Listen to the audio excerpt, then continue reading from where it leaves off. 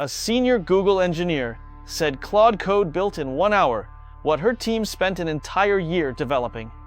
A CEO connected it to his website analytics for one afternoon, and it found 62% of the traffic was bots from another country, corrupting over a year of data his team had been using to make decisions.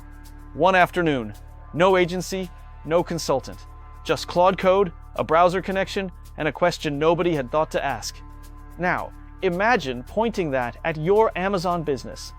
Every seller is running at least one decision right now that hasn't been pressure tested against real data in months.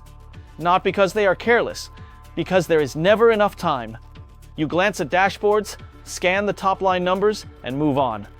The deep analysis, the kind that changes a decision, keeps getting pushed to next week. Claude Code makes next week today.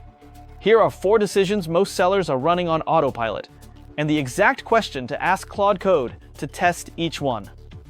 Hi, my name is Maike Dinh, Non Dinh's AI avatar. Non and the Seller Labs team have written the script for this video. We've sold over $80 million on Amazon since 2012, and our platform downloads over 50,000 Amazon reports every single day. We're your guide to the AI revolution in e-commerce. If you like this, click like and subscribe so you don't fall behind while your competitors figure this out first. First, your next restock order. Most sellers look at last month's sales, estimate how many weeks of inventory they have left, and place the order. But velocity is not a flat line. It shifts by day of week, trends up or down over 4-week windows, and spikes around promotions you may have forgotten about. And lead time is not what your supplier promised. It is the actual number of days between your last few purchase orders and when units actually hit the warehouse. Export your detail page sales and traffic by child ASINs report from Seller Central Business Reports and drop it into Claude Code alongside your purchase order dates and current inventory count. Ask it based on my actual daily sales velocity over the past 90 days, the trend direction over the last 4 weeks versus the 4 before that, and the real lead time from my last 3 supplier orders. When do I need to place my next PO to avoid stocking out? Claude Code can calculate this because every number is in the files you just gave it. No guessing, no gut feel, and you either confirm your timing is right or you catch a 5-figure inventory mistake before the stockout hits. Second, the product you should have killed 6 months ago. Every seller has at least one. Revenue looks acceptable, so it stays in the catalog. But pull 4 data points over 6 months and the story changes. Download your detail page sales and traffic report for unit velocity by month. Pull your FBA customer returns report from reports, fulfillment, customer concessions. Pull your inventory age data from the inventory tab. And download your sponsored products campaign report from advertising reports.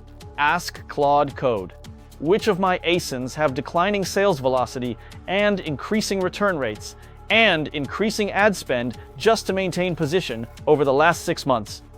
Rank them worst to best. The product that still looks alive on your dashboard might already be dying in the data. One of those products is quietly draining cash from the ones that are actually growing. This question finds it. If this is the kind of insight you want for your business, hit subscribe. We do this every week. Third, the variation that is hurting your bestseller. You launched a second size or color, expecting it to add revenue. But after the launch, your original variations numbers shifted. Your conversion rate dropped because sessions now split between 2 child ASINs. If you are running ads on both, your impressions divided across 2 targets instead of concentrating on one. And if your variations are functionally different, not just a color or size, Amazon's new 2026 policy means your reviews no longer share between them. You went from 1 listing with all your reviews to 2 listings, splitting them. Export your detail page sales and traffic by child ASINs report from 60 days before the variation launch and 60 days after. Ask Claude Code, compare my original ASINs conversion rate, daily units, and sessions before and after I added this variation. Did the new listing add net new sales or just redistribute what I already had? That answer tells you whether your variation strategy is building momentum or splitting it. Fourth, the supplier price you locked in and never revisited. You negotiated a landed cost per unit when you first sourced the product. But your order volume has changed. Raw materials have shifted. Your Amazon fees are different now. And you have never gone back with updated numbers. Here is where it gets interesting. Give Claude Code your purchase order history, what you have paid per unit over time, your current order volumes, and your net margin per unit after today's Amazon fees. Then ask it to use Playwright MCP to search Alibaba for suppliers of your product type at similar minimum order quantities and pull current pricing. Claude Code can open a browser, navigate Alibaba, search for competing suppliers, read their pricing and minimum order quantities, and bring that data back to you. Then ask it, based on my order history, the competitive supplier pricing you just found, and my current margins, draft a renegotiation email to my supplier with specific data points showing my volume, the current market rate, and the margin I need to hit.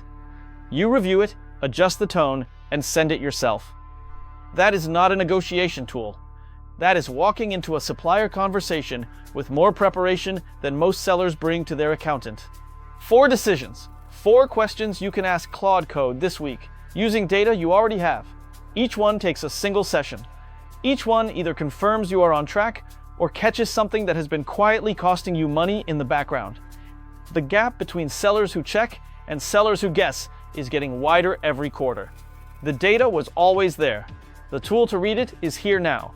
The only question left is which of your decisions you are going to pressure test first. Drop it in the comments. See you in the next one.